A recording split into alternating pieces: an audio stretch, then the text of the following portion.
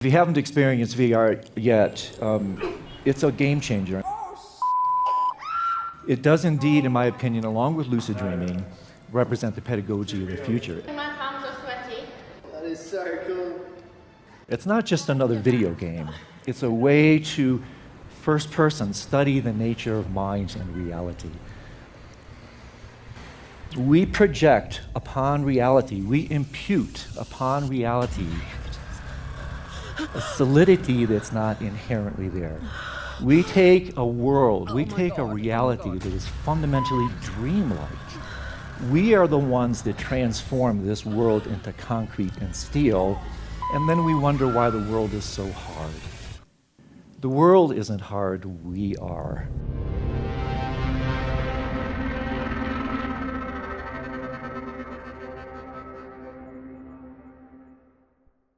Lucidity is code word for awareness.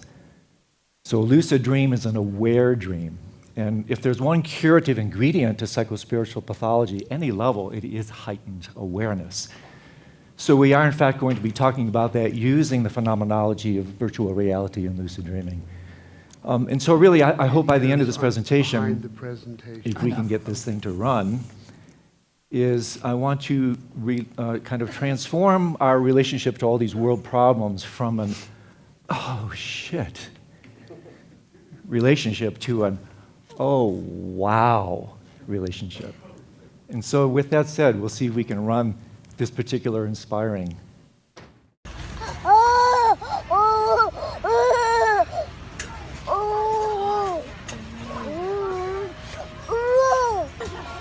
Let's look over here, Mick. What's up here?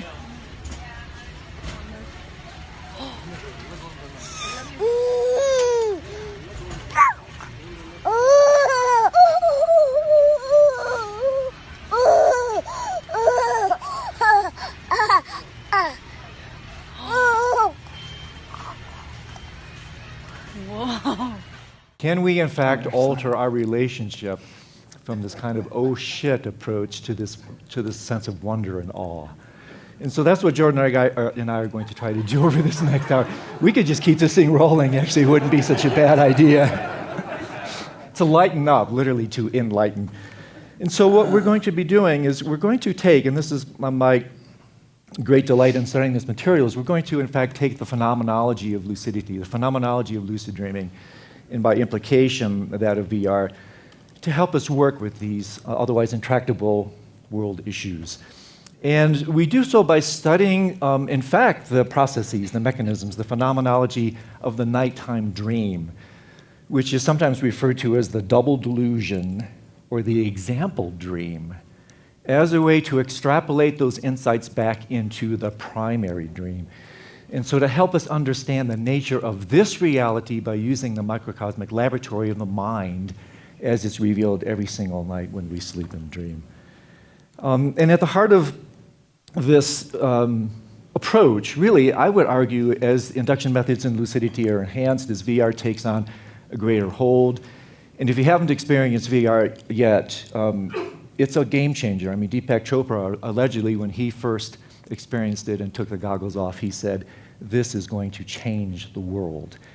It does indeed, in my opinion, along with lucid dreaming, represent the pedagogy of the future. It's not just another video game. It's a way to first person study the nature of mind and reality.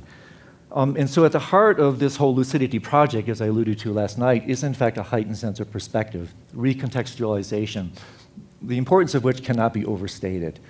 Again, it's one of the essential ingredients of the evolutionary trajectory, is a heightened ability to see things in a different way, from multiple perspectives, so that we don't get so swept up. It's like what Rob was talking about. We get so caught up in the phenomenal display. Cognitive neuroscientists literally refer to it as the swept up continuum. How we just get swept up, seduced by the phenomenal world. And so I was reading an interesting article recently in the New York Times that was analyzing the nature of genius. And it said genius isn't so much someone who knows it all, even though that can be conjoined with that. It's someone who sees it all. So someone like a Picasso, someone like an Einstein, sees things, especially Picasso, sees things that we do, but in a new and illuminating light. And that is the great potential behind lucid dreaming and virtual reality altogether. And so if we track down the basis of non-lucidity, I think what we discover, and this is what I want to talk about for the next few minutes, is we're really tracking down the essence of all our problems. I would put this forth as an arguing point. And this is the archetypal issue of reification.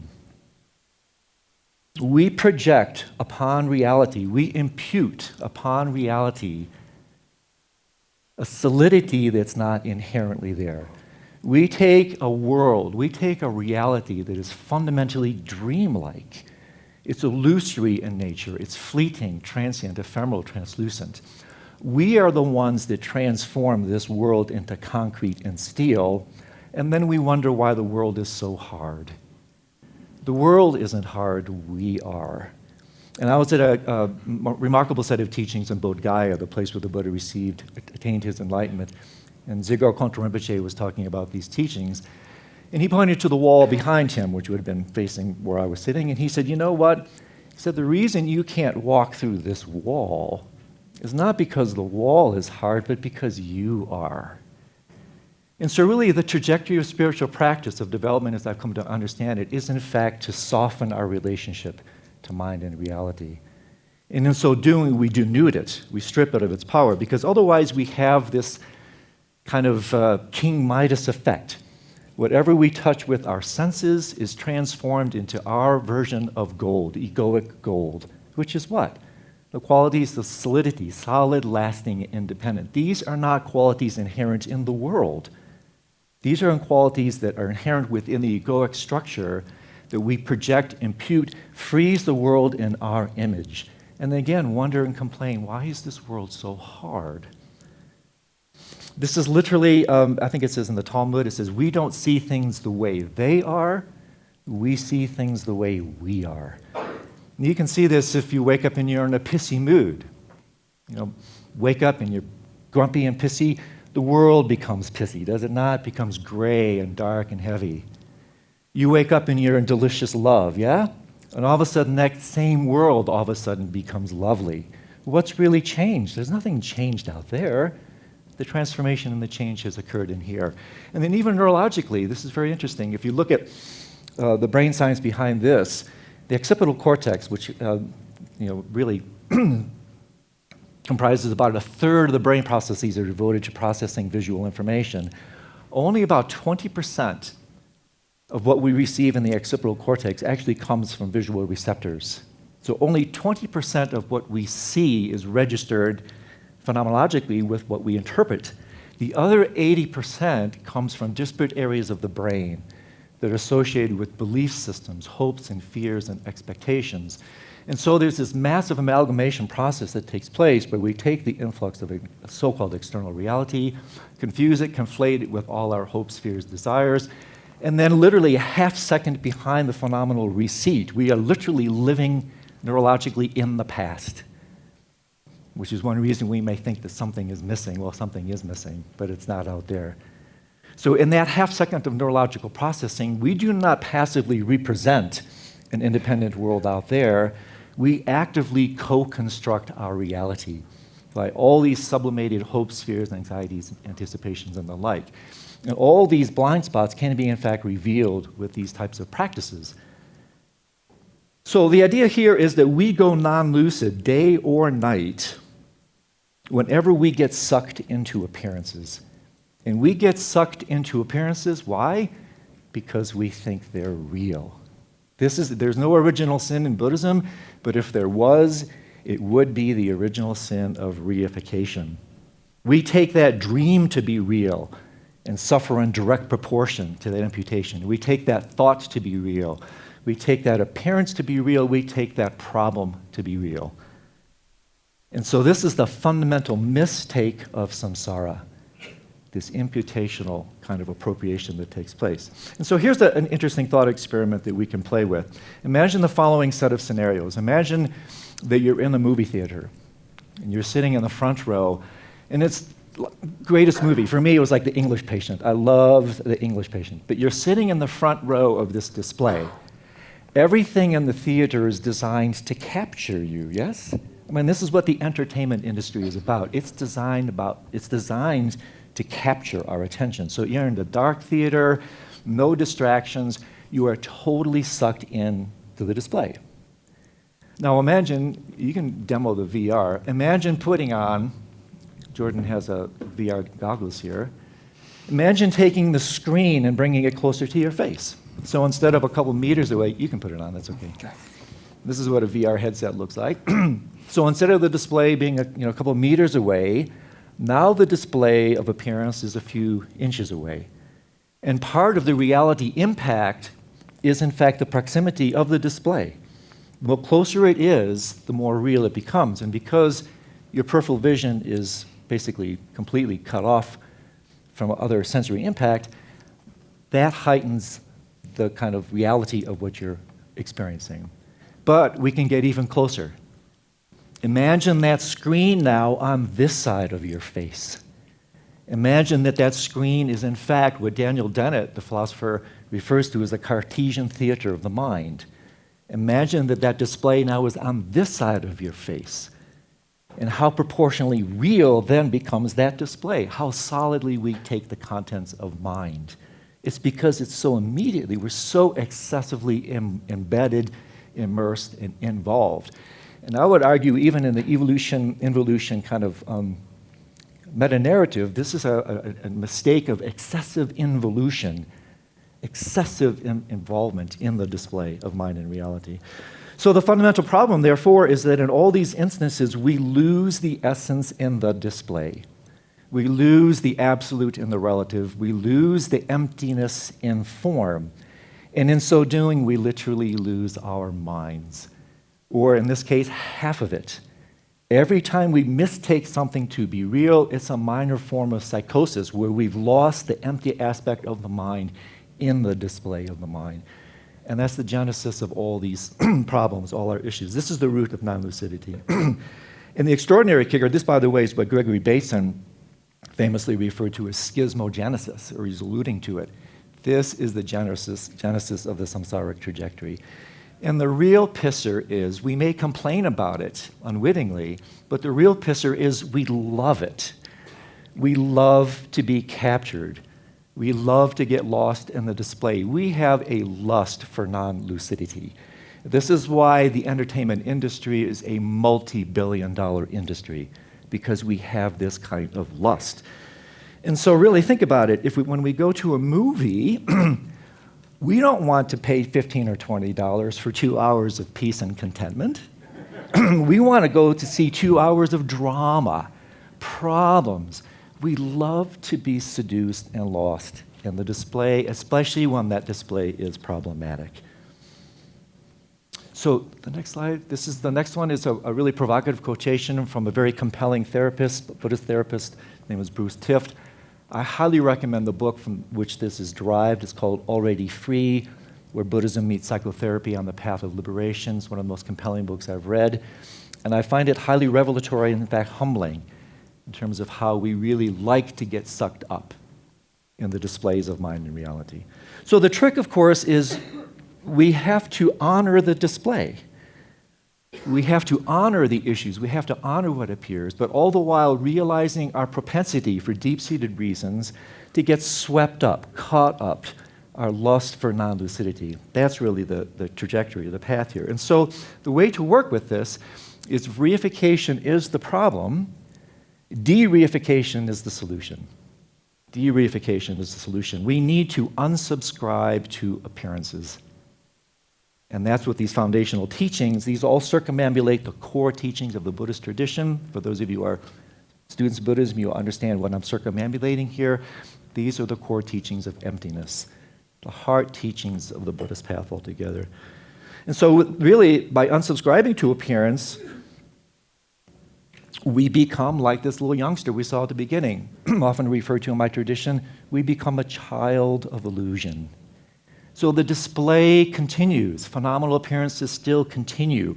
It's our relationship that's altered. So let's go back to the movie theater. We're back in the front row. We're totally sucked into it. And all of a sudden we find ourselves, now we're in the back row. The walls fall away. The ceiling is blown off.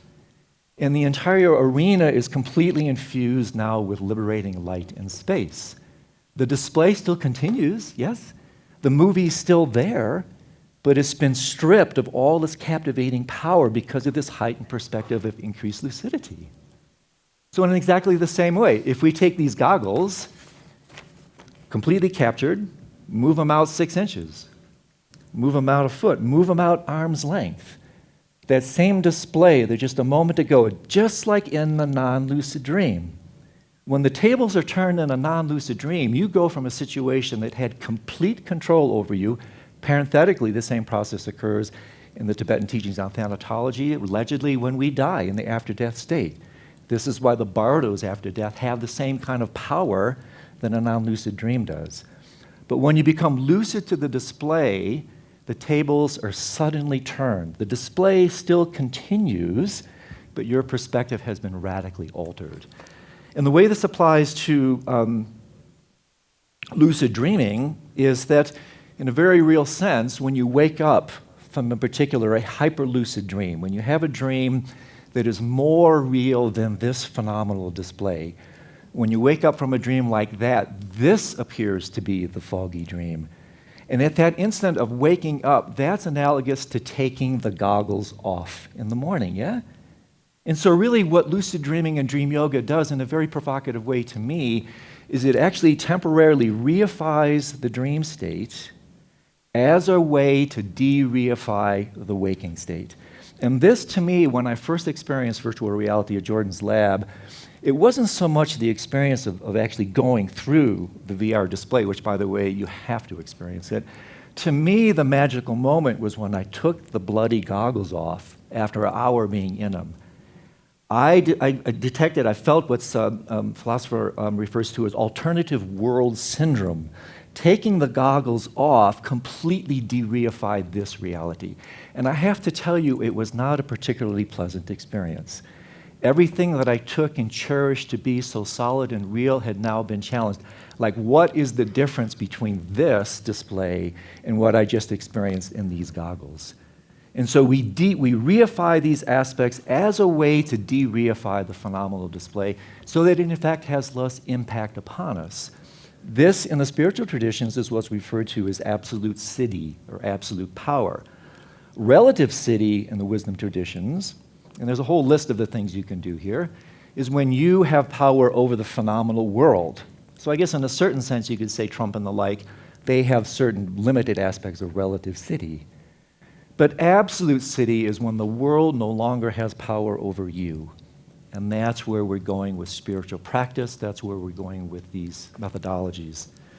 And so finally, we have one last step to go. We go back to our Cartesian theater. We step back into the screen of our mind, and through practices of traditional meditation, heightened by these teachings on the nocturnal practices and the like, the display of the mind, the screen on this side, it still continues.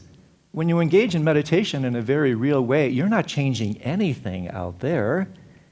You're changing the way you relate to everything out there going through these exercises. So the display continues, the thoughts still continue, the dreams, the phenomenal worlds, the problems still continue.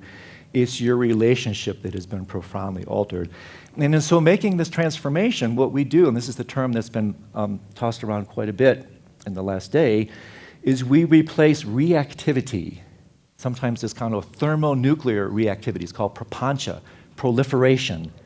We replace reactivity, which creates karma, parenthetically, with responsibility. We become responsible citizens of the world because we're no longer so reactive. We see things in the heightened light and perspective. And so then we can take the insight, the wisdom gleaned from this heightened perspective. And it doesn't mean we run away to the distant mountaintop, not at all, as we'll see in the second half after Jordan's presentation.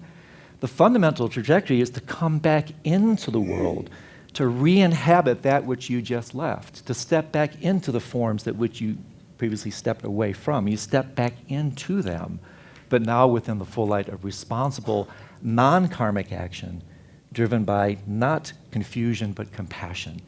This is active, compassionate display, wisdom in action. And so what we're going to do now is Jordan's going to talk a little bit about some of the experiments that we've been doing together. He's going to speak more articulately about using the phenomenology of virtual reality as a way to reinstate some of the things that I've been talking about. And then what I want to do when I come back is I want to leave you with a practice, a 4-stage series of very compelling, I think, contemplations and meditations whereby we can take this rhetoric and transform it into reality. Okay. I'll be back. Yeah. So good morning, or maybe it's afternoon by now, I don't know. So I'm going to talk a little bit more, as Andrew said, about the relationship between virtual reality and lucidity, and how we're using virtual reality to study lucidity in my lab, and Andrew and I are collaborating on projects related to this. How many people in here have tried virtual reality before that looks like this? It involves dropping a smartphone into the headset. How many people, by a show of hands? Okay, and how many people have tried a highly immersive virtual reality headset, such as an Oculus Rift or an HTC Vive? Okay, a smaller number. If you've just tried a cell phone-based headset like this thing, a smartphone-based headset, what I'll be talking about, what we're talking about, maybe doesn't map so well onto your experience. I encourage you to try one of the more highly immersive headsets. And in fact, we're going to watch a video here of people trying one of these headsets, the Oculus Rift, for the first time.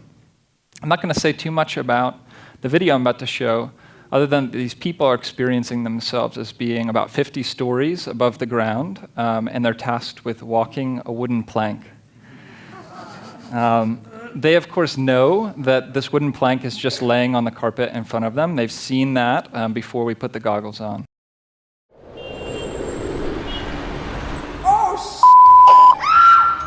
Oh my gosh. No, it's too real. My palms are sweaty. That is so cool. I'll have to go back. No, I don't want to.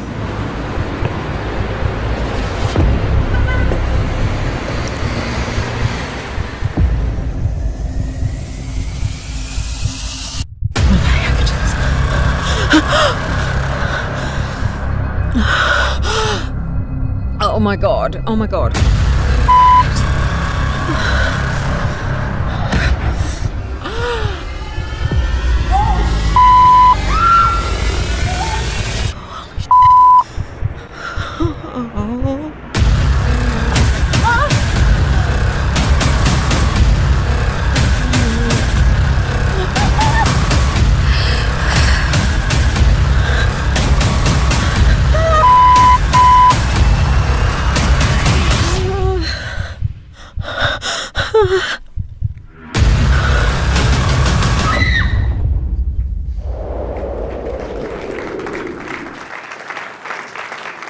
So I'm just going to build from what Andrew said to talk a little bit about how I think of this from the perspective of cognitive neuroscience and experimental psychology, which is my background.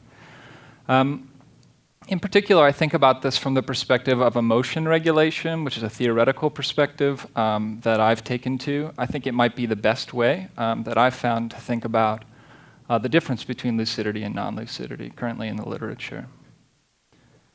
So without getting too heady, I'm going to go into this a little bit. I think it helps us feel into the microphenomenology of the difference between lucid and non-lucid states, and Andrew will build on that in a little bit with an experiential exercise. So according to this perspective, we experience the world, we encounter the world, but then we only experience a subset of that world, and Andrew was speaking to this as well. I don't know the actual numbers, but you had spoken to that. Some fraction, it's a very small fraction, yeah. And so we tune into only certain aspects of what's presently happening, and then we even get more simplified, and we value that experience as either being good for us or bad for us. So we have some sort of dualistic valuation of what we're encountering and experiencing. Then based on that, we take some action. It could be internal action or it could be external action. Generally, of course, we're motivated to approach things that are good for us, that we deem good for us, and avoid things that we deem as bad for us. And that, in turn, affects the world in the next moment that we're experiencing. So in the virtual reality scenario that we were just watching, what's going on there? How are they getting so caught up in the display? And you might think, I would never have that kind of reaction. And it's true, some people don't react that strongly. But we have this virtual reality threat. That's the world. We know that we've got goggles on. We know that the plank is just sitting on the ground. But what we tune into is just a subset of that world. We tune into the threat-related aspects of our experience. The fact that there's physical danger involved, being so high off the ground. And then we label that as dangerous. Some part of us values that experience as being dangerous, and we contract. We have physical contraction. That feeds into the next moment, makes us more tuned in to threat-related aspects in future moments. And so this probably isn't too unfamiliar to this crowd. We could depict this as a kind of cycle or a kind of spiral over time that could just ramp up our fear in the case of the people that we watched. And it's not that simple, of course. There's multiple valuation systems operating within us simultaneously. Again, something that's probably not a surprise to this crowd. From the perspective of this theoretical lens, they put it this way. Humanity's lengthy evolutionary history appears to have resulted in multiple levels of valence-based evaluative mechanisms. Different valuation systems care about different types of input. So what's going on during the virtual reality scenario when people go non-lucid, when they forget the fact that it's a virtual experience that they're having? Well, we could say there's a kind of fusion with the valuation system that's caring about inputs pertaining to our physical survival, our physical safety. So there's a kind of cognitive, emotional fusion with that particular valuation loop that leads to this kind of contraction that happens and unfolds over time. So what then is lucidity? We can think about lucidity simply, this is a basic kind of lucidity, as putting that valuation loop inside another valuation loop. This valuation loop being awake and aware of the fact that we're having a virtual experience. And importantly, this valuation system has a different set of goals. Maybe the set of goals are to enjoy our experience or to work with our fear of heights because we know that it's not real. And even though we're talking about virtual reality here, I think it's really a metaphor for all sorts of other situations that we encounter in our life in which the threat that we're experiencing may not be so real. So, for example, maybe the lower order valuation system is preventing us from speaking up when we witness sexual harassment in the workplace. So these kind of things, I think, are operating in our daily life. It's not just something that's applying in the context of virtual reality. Okay, and importantly, once we have that bigger perspective in which we're perceiving the virtual threat now, we are aware that it's just a virtual experience, we can label that not dangerous. We can release some of that contraction. And we can then monitor and regulate, downregulate that valuation system that's so fused with the idea that this is a real threat. So we can take some actions that then downregulate our fear over time. Indeed, that's what we're showing in the first study on this topic, is that when people are more awake to the fact, when they're more lucid to the fact that what they're experiencing is a virtual experience during the experience, similar to when you're having a lucid dream, you're aware that it's a dream during the dream. They not only have lower fear, but they're more likely to step off the plank. So. There you go. Yeah. Thank you. Mm-hmm. Cool.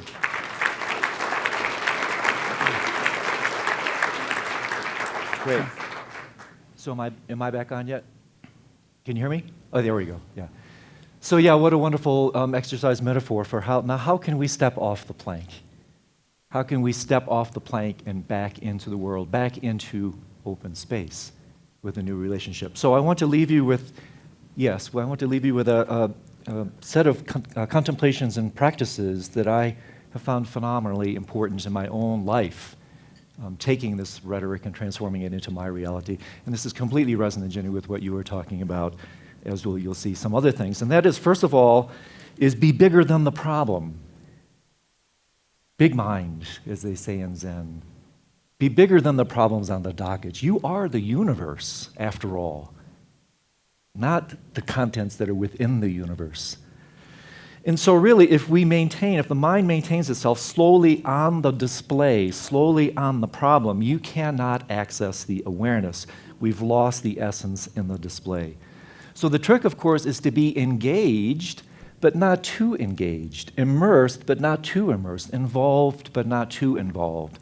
Because then we lose all methods of skillful means. We lose ourselves. We're unable to relate properly. We relate reactivity. So the display is still there, but we're no longer sucked into it. We're no longer drawn into it. This is, again, the very process, mechanism, phenomenology of non-lucidity. And so in this next slide, don't put it up just yet, I want you to pay attention. This is highly analogous to what Jenny was doing. I want you to pay attention somatically, this idea of waking down, an extraordinary wisdom that's held within your body. I'm going to display a couple slides. And again, this reveals my bias, so I probably am not going to be offending too many people in this room, but I acknowledge that these are things that trigger certain reactions in me.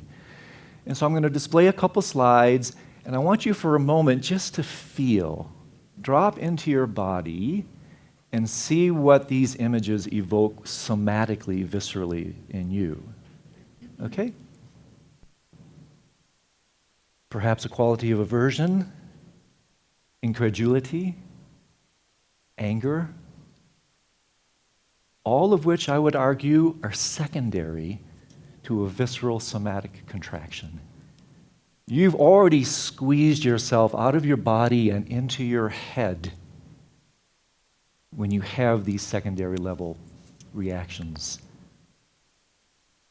Okay, and of course, we can't go without flashing up the king of contraction, yeah? The king of contraction. You feel it? I feel it. Whoosh. And it's like those, we don't have these so much anymore, but it's like those old ketchup dispensers, yeah? You squeeze it and you eject your awareness from your lucid body into your non-lucid spinning head, and just like ketchup's displaying on the ceiling, you contract, it squeezes out, and that reactive response, not even react response, that reactivity is in fact where all our problems are generated.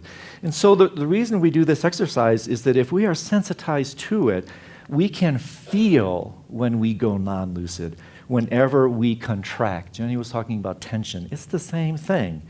And it is in fact contraction that gives birth to reification. And in so doing, when we contract around these images, we imbue and we impute upon Trump, Bannon, Moore, and the like, a power that they do not inherently have. And then that power then comes back to affect us negatively and deleteriously. So we are imbuing them with a power they do not inherently have. We are not the victims of this world. We are the victims of our projections and imputations upon this world. We're like a child with a coloring book, completely painting the world in our image, and then wondering why we're so reactive to it. We don't see things the way they are, we see things the way we are. And I would also argue really that this is really, this tension, contraction, I always put forth, this is the mudra of samsara right here. Oh, we have to do this together. This is my favorite exercise. We totally have to do this, okay? You ready? So it just feels so good. This is, by the way, why we do it. You have to do this with me. Trungpa Rinpoche had similar exercises. Ready? So this is the mudra of samsara. Come on, baby. Give me some tension. Feel it. He called this Maitri space awareness practices. Feel it. Contract. You're feeling it. Every once in a while, it relaxes. We have to do this to each other. Every once in a while, it relaxes just enough to do this. All right? It's just starting to relax, but we have more to unread. We go from that to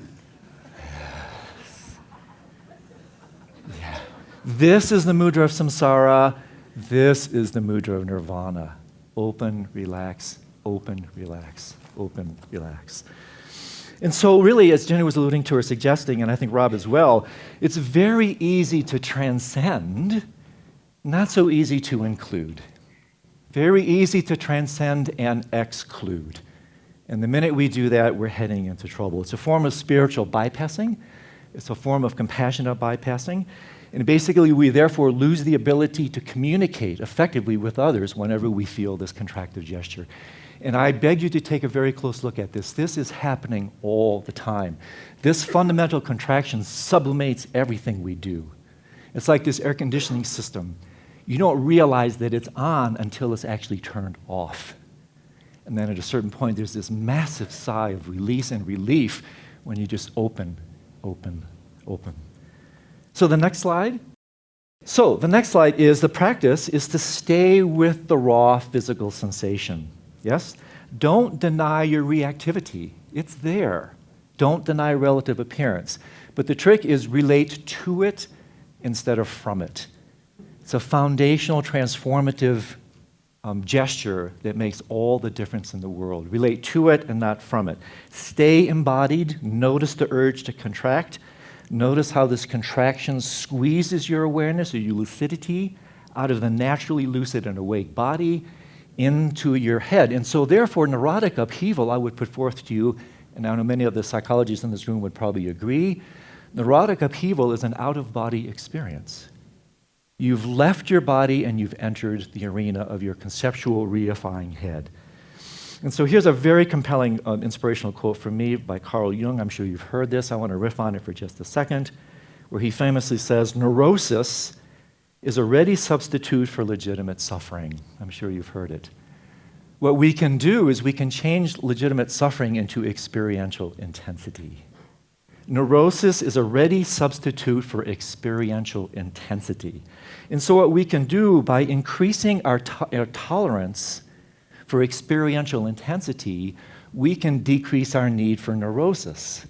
And this can actually become a practice. One way you can do it immediately as a practice, I find this extraordinarily revealing and humbling, is whenever you feel the urge to complain, ask yourself, what am I feeling right now that I don't want to feel? It's a marvelous exercise. What am I feeling right now that I just don't want to feel? If you do that, you'll keep your heart open and your mouth shut, because you will no longer be expressing the ketchup bottle. You will find yourself complaining a lot less. This is, in fact, a responsible relationship. And by the way, staying with these unwanted feelings is, of course, the last thing ego wants to do, because ego is completely infected with this comfort plan. It just simply wants to reestablish that as much as possible. But the more you... Oh, I lost my notes here. Yes. The more you can actually stay with that feeling, the more you can interrupt this reactive trajectory. And staying with that feeling, no matter how shitty it feels, that doesn't create karma. Staying with that feeling shitty doesn't create karma. In fact, it purifies it. That's the first form of proper relationship, just being with it. It's the reactivity and the movement away from it that does. Yeah? So in my tradition, there's a family of practices, and we'll engage in a short one here. I find these very helpful. There's a family of practices that are little known. They're called reverse meditations. And what we do with these reverse meditations, they're principally used for preparations for death, is within the sanctuary of the contemplative practice mind, we bring unwanted experiences into the sanctuary of our meditation. We work with things like pain voluntarily, cacophony, noise, and the like. And the reason we do that, of course, is it allows us to actively work with this sensation of contraction and openness. Like when you're really hit with intense volume, sound, the natural visceral reaction is, in fact, to close down. And so by engaging in these practices, we can open up. So we'll see if we can get this to play, but I want to invite you to engage in a reverse meditation with one of my main teachers, Sean Hannity. And the trick behind this, and this I do this, it's incredibly irritating. It's actually more irritating than putting needles in my pain meditations, is to watch Fox News, where again, where facts don't matter. Watch Fox News as a form of reverse meditation. And as a way to work with this, put this mudra, put your hand over your heart, and see if, in fact, can you accommodate, can you listen, can you, in fact, hear what someone at a completely different level has to say. And also tonight, yes, no class, Barack Obama back again. What is he doing? Launching a new far-left attack against President Trump. warning that America could turn into Nazi Germany. Now, he's speaking at the Economic Club of Chicago, and Obama said the danger today is, quote, growing complacent. We have to tend to this garden of democracy or else things could fall apart quickly. That's what happened in Germany in the 1930s, which, despite the democracy... He's doing his usual riff on, Barack, and just going to town about, his usual stuff. But I invite you to do this in the sanctuary of your practice mind. Watch something like Fox News. Put your hand over your heart. Feel the urge to contract. Feel the revulsion, the contraction, and counteract that with a sense of accommodation and receptivity. Okay? That's okay. There we go. Okay, so the third step is, in fact, use this feeling of contraction as a trigger to open. Transform obstacles into opportunities. It's a classic tantric approach, a classic alchemical approach. Use the obstacle as an opportunity by transforming your relationship to it. Step back from the immersion as a kind of instantaneous retreat. Infuse that sense of perspective that we talked about by stepping back from the theater of the mind. Step back from the display so that you can, in fact, infuse the display with lucidity, with space. Mix your mind with space. Allow the phenomenal appearances to still arise, but step back, alter your relationship to that phenomenal arising. This is the essence of lucidity. And then, of course, the last slide is then from that awakened stance, of course. You don't want to just hang out in nirvana. That's fundamentally what we call a limited form of liberation, self-liberation. Ultimate liberation involves stepping back into the world of form. So with this heightened sense of perspective and lucidity, then you come back into the forms that you just retreated from. Back into the forms of your mind, now with a new heightened relationship. Back into the forms of the phenomenal world, now informed with a heightened sense of relationship, heightened sense of evolutionary perspective. This is the basis of real skillful means, what we call upaya in Sanskrit. Skillful means is not meeting people where you're at, which usually means talking over them. Real skillful means is meeting people where they're at, falling in love with them even where they're at. It's like when you're stooping down to talk to a child.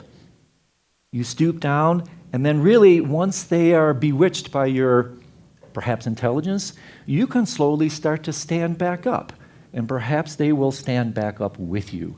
But if you don't have that foundational level of communication, and we know this over the Thanksgiving dinner table or whatever, you're not going to effectively communicate, let even have a semblance of hope of trying to inject some level of transformation. And so really, this is in fact how we find, we talked earlier about losing the essence in the display. This is how you find the essence in the display. This is how you transform samsara into nirvana on the spot. This is how you relocate your heart. This is how you become a child of illusion. And so lastly, of course, when we re-enter the world with this wisdom, applied wisdom is compassion. Compassion has teeth. There's a place for tough love in the universe. It's like the comment from last night. A lot of what's happening in this world is not okay. It's not okay to run off into lifetime retreat, in my opinion, at this station when there's so much active cry for active, compassionate activity. And so as Martin Luther King once very succinctly said, this is yet another time for what he referred to as aggressive nonviolence. Stepping forward back into the world of form, but now informed with this sense of lucidity. And I'll end with this last quote. One of my favorite practices is called the Sadhana Mahamudra, where the liturgy literally says, he or she acts whenever action is required, he cares for whatever needs his care, and he destroys what needs to be destroyed. There is a place for, they're called the four karmas, the four types of activity in Buddhist teachings, none of which, interestingly enough, they're called the four karmas, but none of these activities actually create karma because they're held within this larger stance. And these are the ingredients of pacifying, enriching, magnetizing. You go through these final steps, and if none of those work, destruction. There is a place for aggressive nonviolence. And so we all know this, I think, to a large extent. These are familiar teachings to us. But as one of my teachers, the Vajra Regent, once said repeatedly, the essence of spiritual practice is remembrance. And so this is my gentle reminder. Thank you very much.